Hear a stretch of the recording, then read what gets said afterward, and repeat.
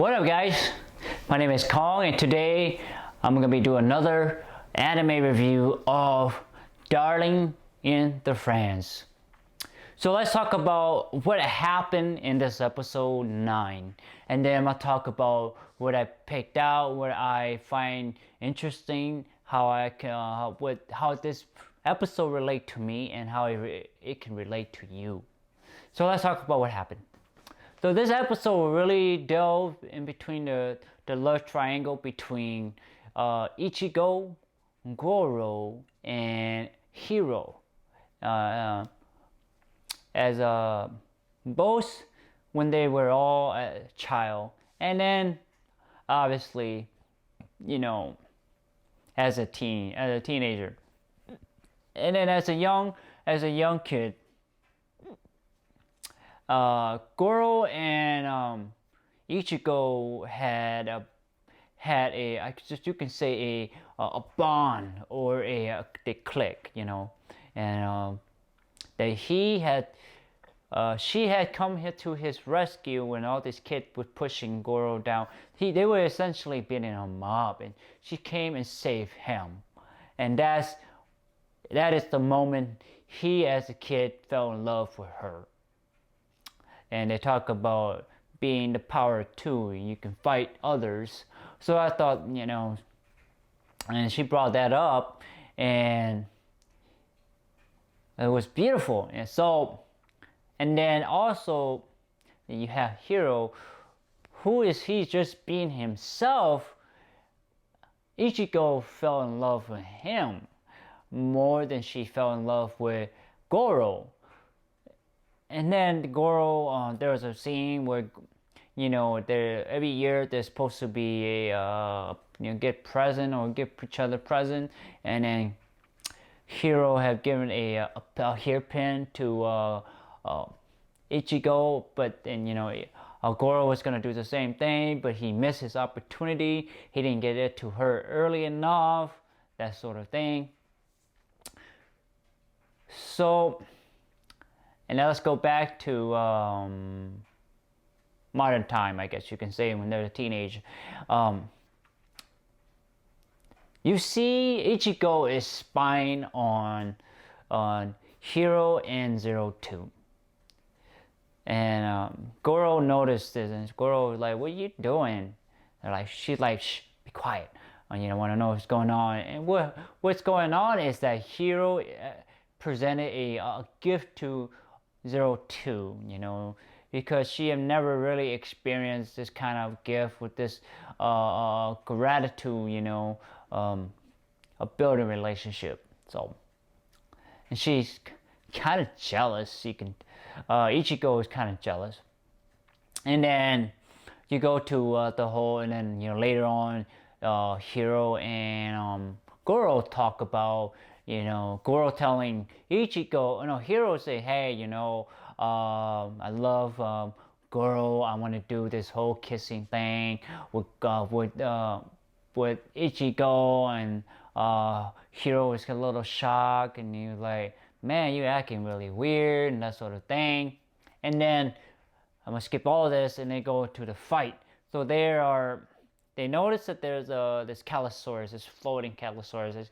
It looks like to be a kind of like a jellyfish kind of Calosaurus, and they don't know how to attack it, because every Calosaurus is different from the previous one. They're not one and the same. They're different kind of Calosaurus. So one of our main characters decided to jump in, and they got in, and then Goro and Ichigo's, they decided to, you know, save them, and then they got stuck, and then Goro, ejected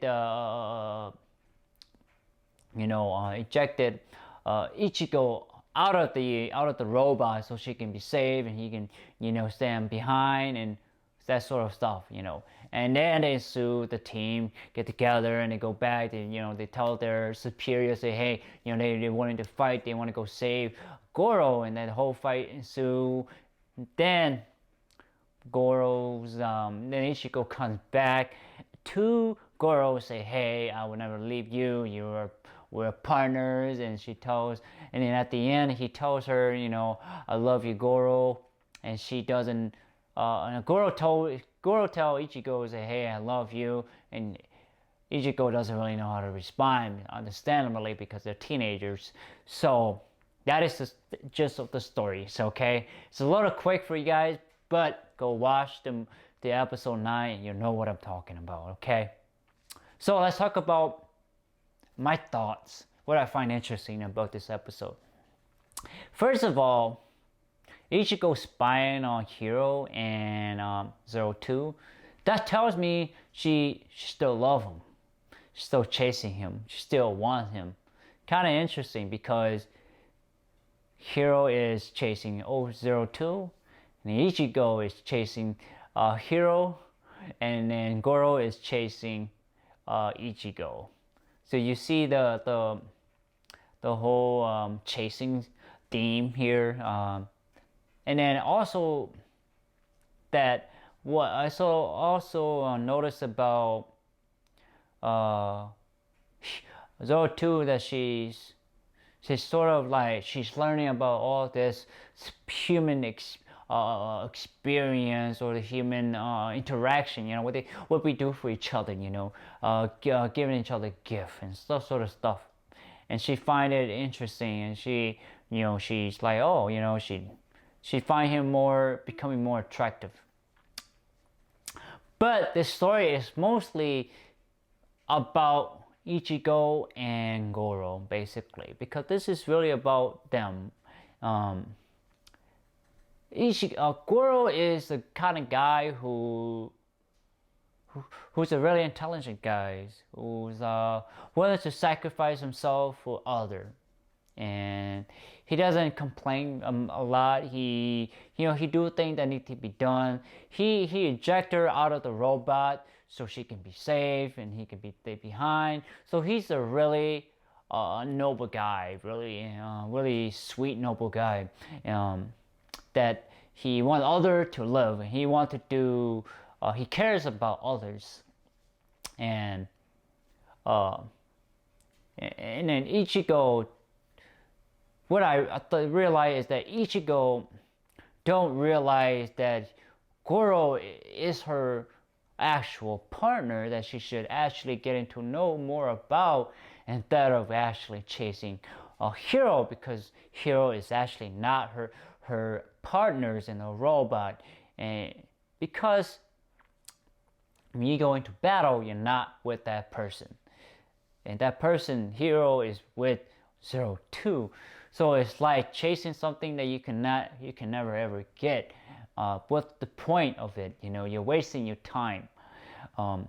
And also that here Ichigo don't really appreciate Goro's nobilityness, noble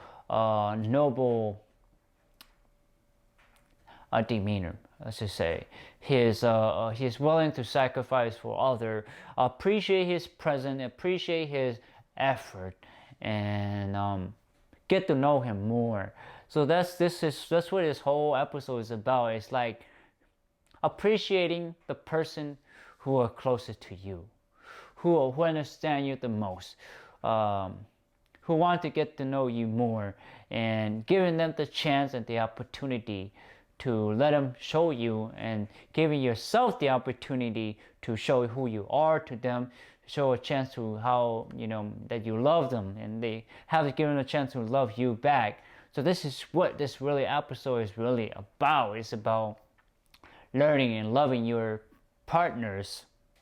I understand these are teenage kids, so and they're still learning that, and obviously, like Ichigo don't know how to respond when girls say, hey, I love you. She doesn't really know, because, and then also she isn't really ready to, I guess, to say she loved Goro, because she hasn't really detached her love for Hiro. She haven't moved on. She haven't let go of Hiro. So I think that's why even in the episode, she doesn't say I love you, Goro. She doesn't say that. She says something else. So it's like you can tell she hasn't let go of Hiro and accept Goro as her true partner and maybe her true lovers. So what else do I want to say about this movie in this episode? Yeah, I think that's about it. You know, it's really about appreciating the people that are close to you, loving them, giving them the chance to love you back, and a chance for them to get to know you, and to stop chasing something that you can't. You can't. I wouldn't say can't get it, but you can't show your love to them because they have someone else in their mind. So stop chasing and appreciate those around you. And this is what this episode is really about: is appreciate those who's around you and love them. So, what do you guys think of this episode of Darling and My Friends, episode 9? What do you think? Do you like it, not like it, dislike it? What do you think of the moral message of this episode? What do you find interesting about it? Let me know in the comment section below. I would love to read them, get an insight into your mind. Okay? Please like, thumbs up, share, subscribe, and browse my YouTube channel, guys. There's a lot of content on there for you guys to check out. Please do so. And also, press that bell button. Therefore, you will get to know when I upload a video, when I do so. Most importantly, guys, please press the bell button. And this way, you'll know when I upload the videos, and so you can watch it.